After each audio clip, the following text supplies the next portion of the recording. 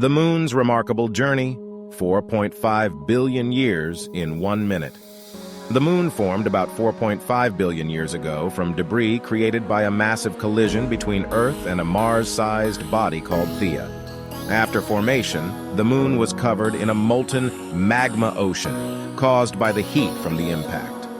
Over time, the moon's surface cooled, and a solid crust formed on top of the magma ocean.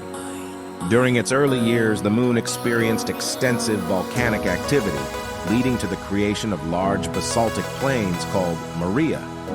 The moon endured a period of intense bombardment by asteroids and comets, leading to the formation of many impact craters. The Maria formed during the intense volcanic activity and are mainly on the near side of the moon. Due to gravitational interactions with Earth, the moon gradually became tidally locked, always showing the same face towards Earth.